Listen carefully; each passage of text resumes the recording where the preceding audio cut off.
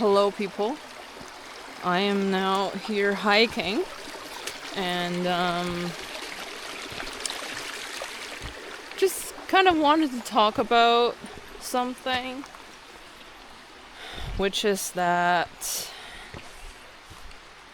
Okay, let's start over. How do I start this?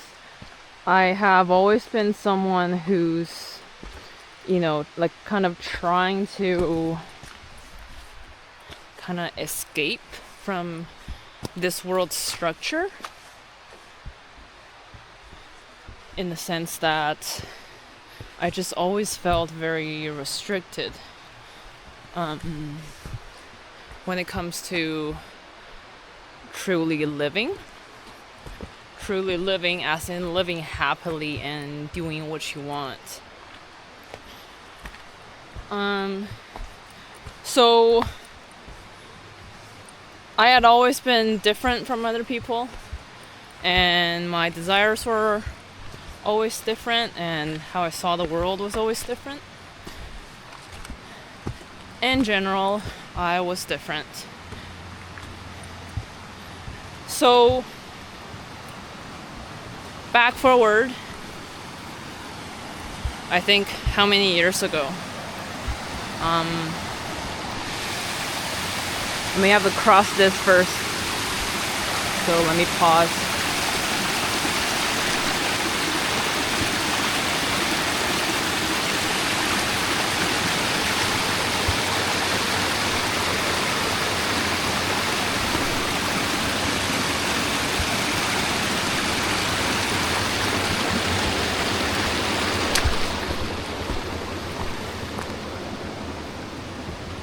Okay.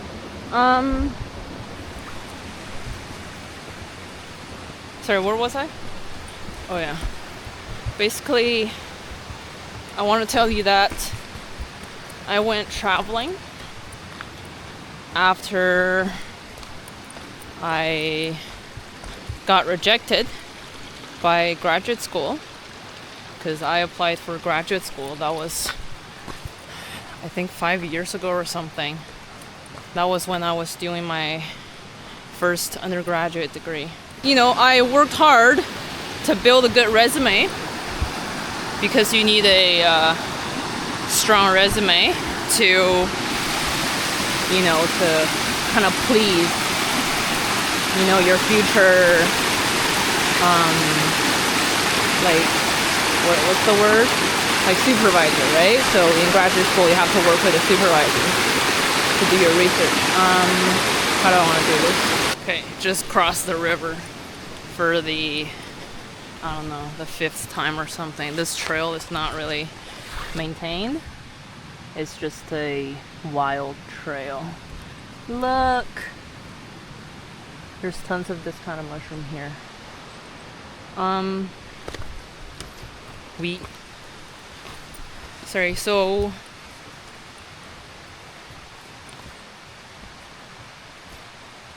yeah, I tried very hard to build a good resume, and it was hard, and at the end I did have a strong resume, and I had a really good GPA, because in general, I worked hard in my first undergraduate, and it was my dream to get into graduate school and then do research and use that to help the society. But I guess due to various factors, that dream was not achieved. And I was really disappointed and kind of devastated. How the heck am I supposed to cross this? I really believe that it was my dream, and it was kind of like my life's work to do that. Back then, I had 2 dreams. One is graduate school, and the other one was to go to Africa. I always had this dream of going to Africa since I was a kid. Africa was something that was kind of made mysterious for me. In the sense that not a lot of people went to Africa, and you know, there's a lot of animals there, there's a lot to see, there's a lot of nature, which are all the things that I wanted, that I liked.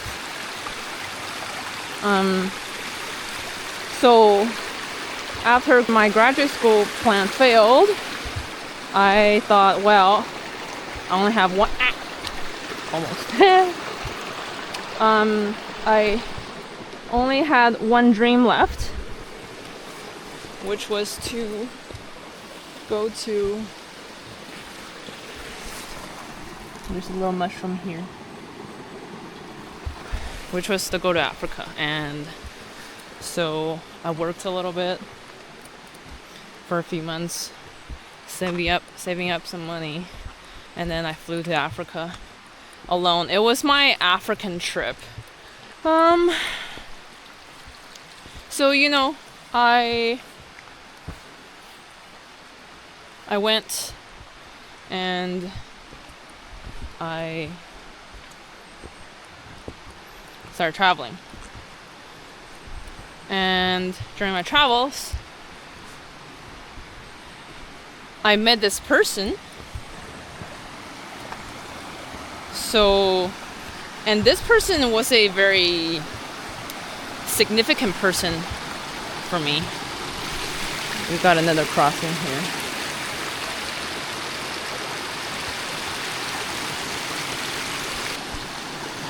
He was significant in the sense that he was different.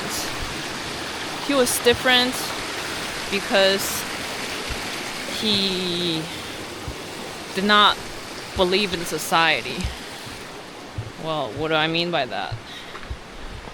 So he and I talked, like, not a lot, but enough that I really appreciated him for who he was, the kind of person that he was. He had some really good attributes that I really admire. And I think he was someone that I wanted to be, or to be like. He embodied traits that I aspire to have. I didn't know that somebody could live like that and be like that and be free like that and be so like authentic and true to themselves. True in a way that I've never really seen, because in a way I was sheltered. Sheltered because I grew up in the jungle of concrete. Okay, not the real jungle. I wish I grew up in the fucking jungle. So I was kind of sheltered. All I knew was the city and the city life and the grind and just working and living with quotation marks. Just trying to survive, honestly.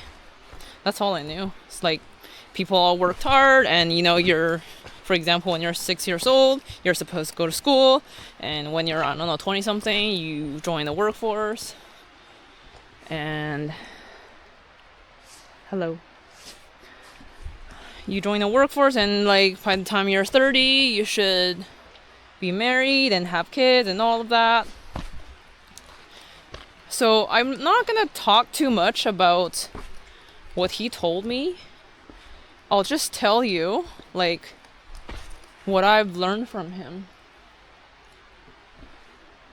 We got two paths here. This one and this one.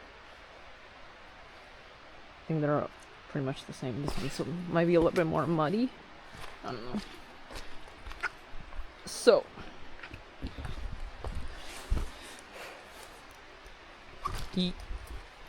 this trail is long, by the way. I think it's like 3 hours long. So I'm not gonna get all the way to the end, and it's like not my, oh, holy shit. Is this what I'm supposed to see? Like, is this what I'm supposed to see?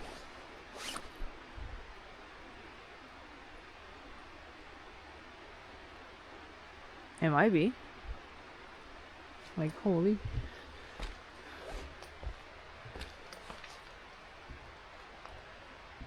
It's a big root. It's a very, very large root. Wow. Sorry, it's not... Well, yeah, it is a root. It's like...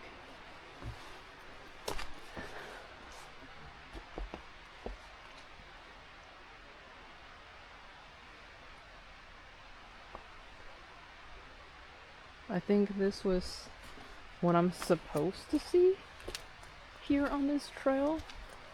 As in, this is what people come here to see. Maybe. Okay. Impressive, hey? This is... I don't even know... Is this like a healthy root, or is there some sort of tumor? So... You know, I've never forgot this person. You know, it was always my goal to be like this person, to be this person. Although maybe not in the exact same manner. But he was free. I wanted to be free and authentic like him.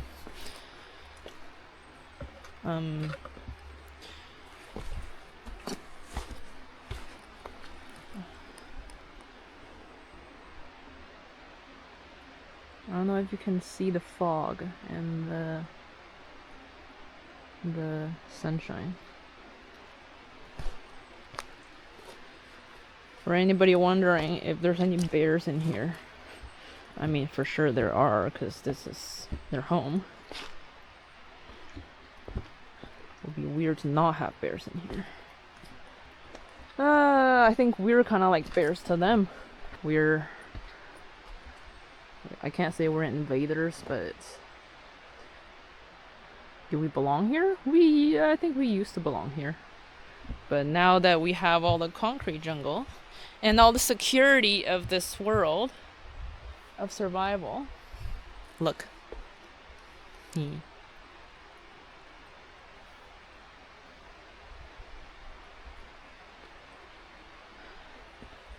So yeah, I mentioned concrete jungle, right?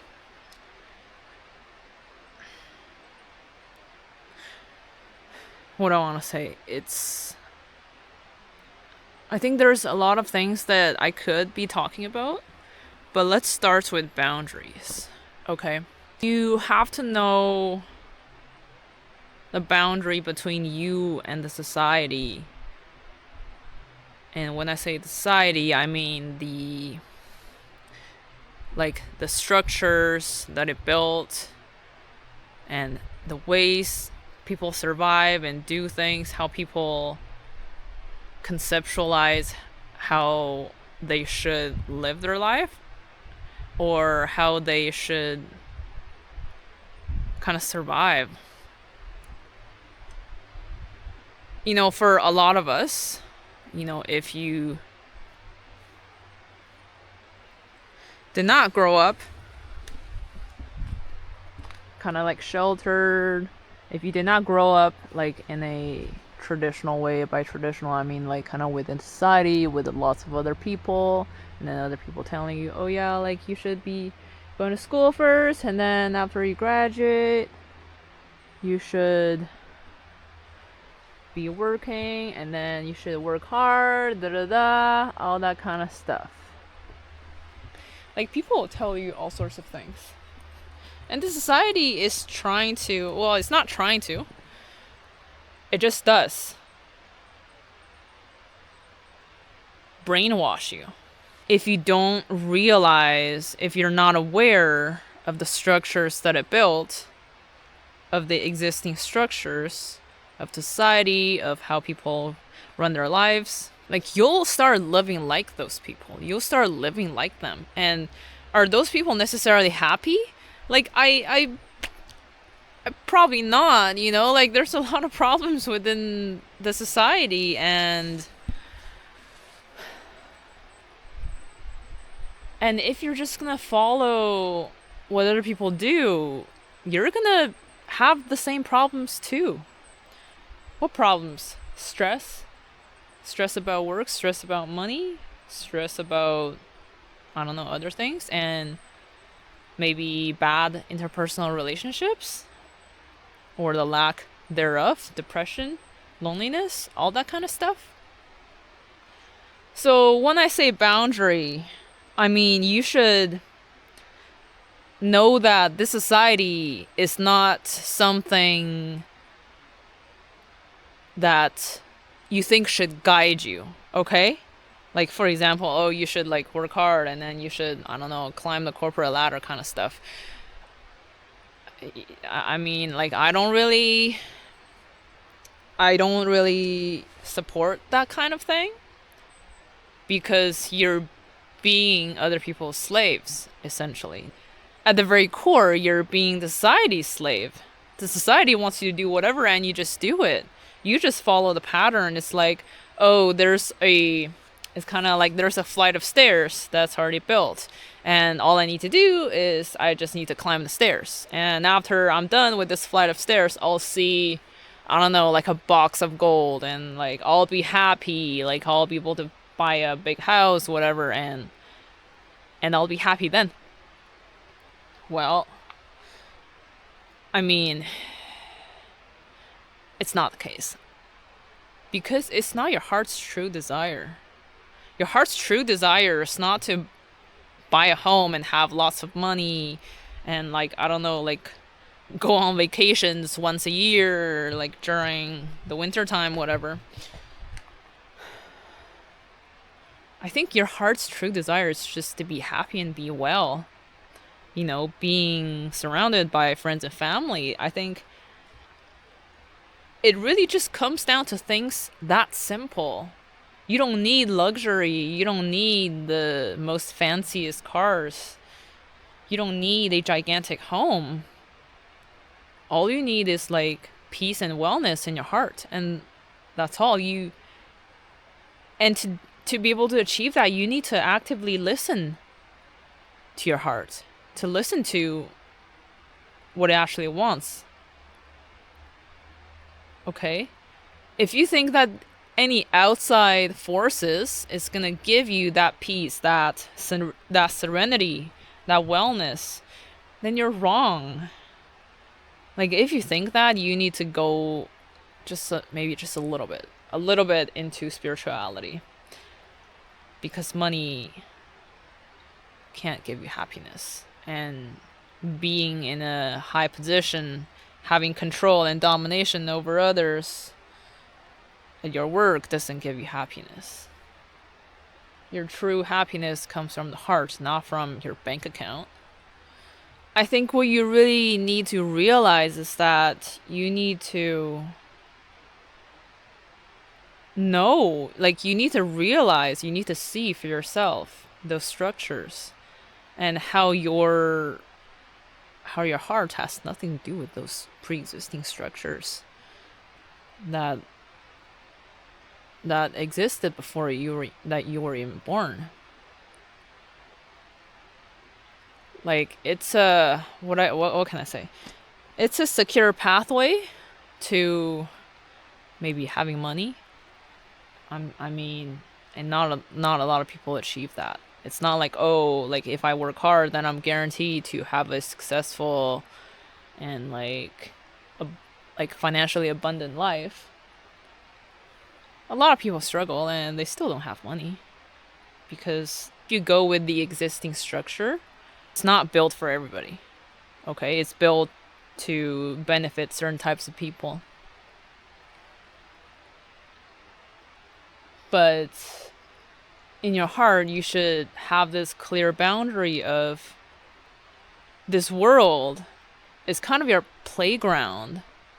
You exist here, but you don't need all the structures that it built to make you happy. And in fact, it cannot make you happy. Okay?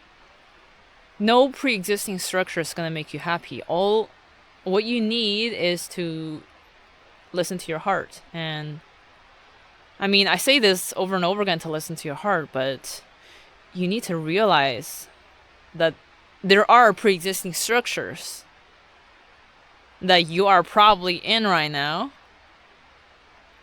and like you are in it and you play with it, like you play by its guideline, by its rules, trying to, I don't know, be a top winner or something. Once you realize that you're on the playground but you're not controlled by its rules, you'll start to be free. You'll start to not care about a lot of things, like having the perfect job, having, I don't know, having a big house kind of thing, like those superficial things. Like, they don't fulfill you to the core. They only kind of fulfills your, like, your skin, so to speak. It's like, oh, my skin, like in a symbolic way, like my skin feels nice because I'm in this fancy house with, like, I don't know, with like a humidifier, with whatever creature comfort that you have. So I'm comfort, therefore I'm happy. But it is this realization that this world is my playground and that I'm here to play, to navigate myself according to my heart. It was a big realization. And you stop chasing after those, like, unreliable and superficial things, and you start really truly living to your true self. You started to be true to yourself. Okay, like, job is just a way to make money, and it's not a way to attain happiness. It's, after all, you only need money to kind of survive. So as long as you're surviving and you are in alignment with your heart, whatever this world says, whatever the society says, oh, you should, like, be this kind of person, you should have whatever, like, it doesn't matter to you at the end. Like, why would you concern yourself with the structure of the society?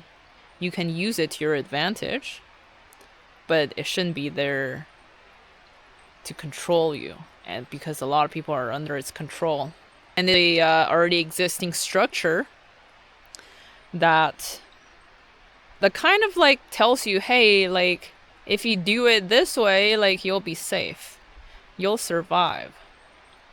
But as for your actual happiness, well, there's no guarantee of that, and nor am I gonna mention that, because it's none of my concern, and my concern is to have you survive. And yeah, that's the society.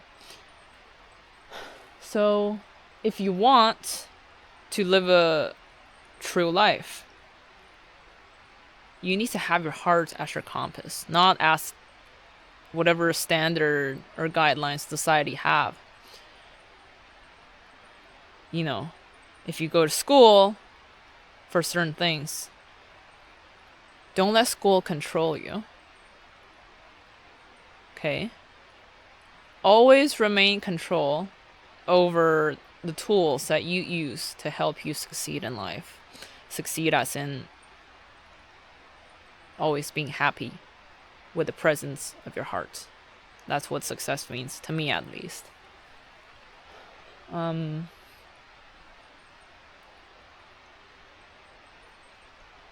It kind of might be hard for a lot of people to really do this, to really put this into practice, because you're gonna have to give up a lot of things, a lot of mental things, attachments, restraints.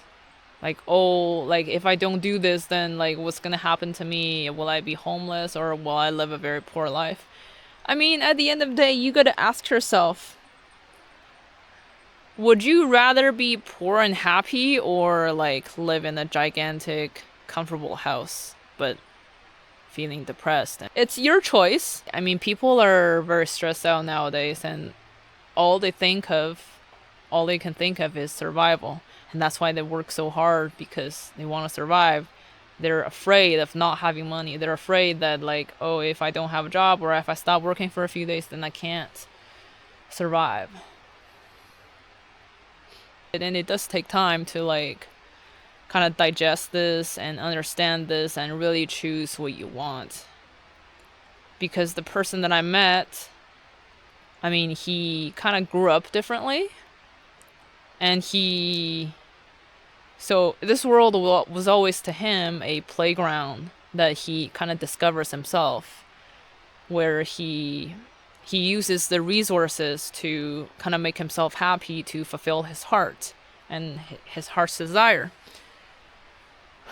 So, the choice is yours, and it's something that you need to think about.